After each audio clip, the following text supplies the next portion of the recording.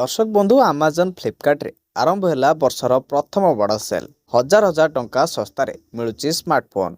तेबे कौन रही पूरा अपडेट जानिबा ए वीडियो रे सेतिपई वीडियोटी को शेष जाए देखिबा सहित आम चैनल नुआ थिले सब्सक्राइब करी पाखरे थिबा घंटी चिन्ह को दबाई दियंतु जहाद्वारा एभली नुआ नुआ वीडियो आपण सर्वप्रथमे देखिबा को पाई परिबे।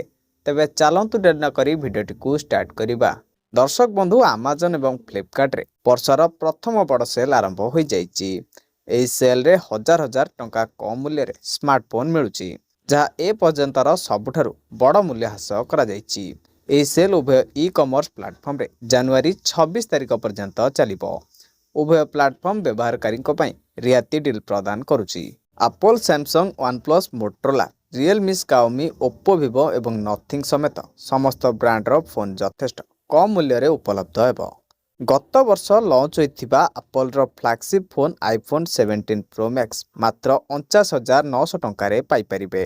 एही फोन अमेजन रे यार सर्वनिम्न मूल्य 1,40,400 टंका रे तालिकाभुक्त होइछि।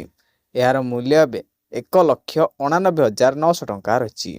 सेपरि सैमसंग गैलेक्सी M17 5G रो मूल्य 4,500 टंका हास पाइछि।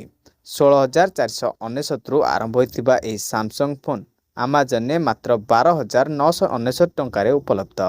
OnePlus Nord 5 एही विक्रय रे मात्र 30,999 टंकार प्रारंभिक मूल्य रे उपलब्ध।